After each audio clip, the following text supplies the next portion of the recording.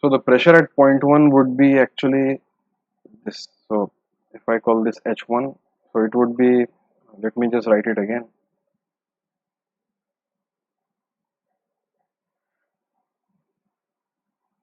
Let me just rewrite everything, no problem. So P1 plus half rho V1 square will be equal to P2, and the velocity at point 2 will be 0 because point 2 is a stagnation point. Now P at 1 would be simply P atmosphere plus rho G H1.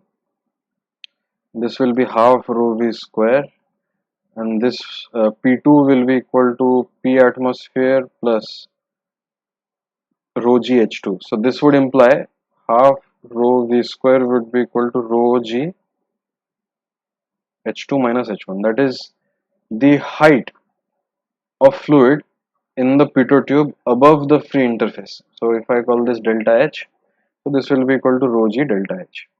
And using this, we can obtain V equal to square root of 2G delta H.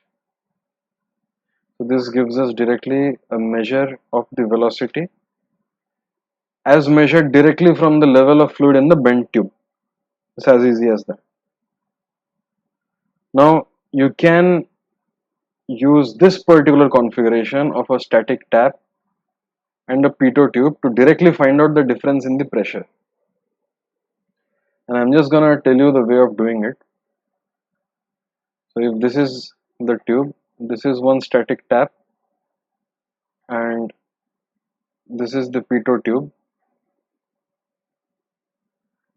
and you simply connect it with a tube like this. So the pressure at this point is going to be much higher. So because this is a stagnation point, the pressure is going to be high because all the static pressure and the dynamic pressure is being converted to static pressure at point 2. Okay, whatever the two pressures are is completely converted to dynamic pressure, static pressure. So the pressure is going to be high. So the manometer will resemble something like this. So if this is delta H, I can write the Bernoulli equation between points 2, P1 plus half rho V1 square is equal to P2, and I can use manometry or hydrostatics to write down the pressure at points A and B. So PA is equal to PB, and that implies P1 plus rho G. So if I call this H1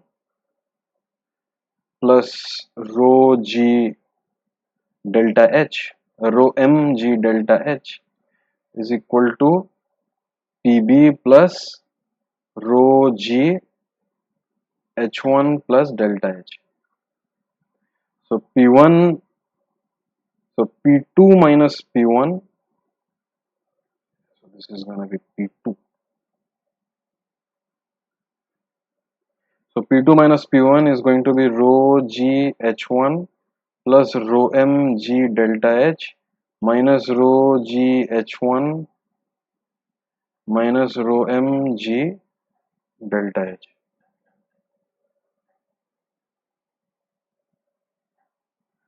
Okay, so this becomes rho M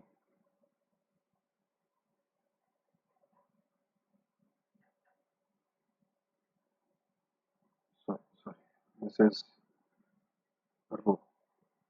So this becomes rho M minus rho G delta H.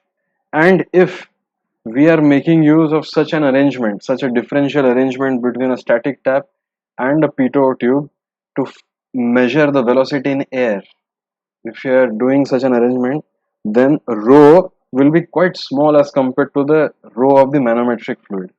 So if rho is that of air and rho manometric is that of mercury or some alcohol, then rho will be quite less than this, and simply P2 minus P1 can be written in terms of the manometric fluid density G times the delta H in the manometer.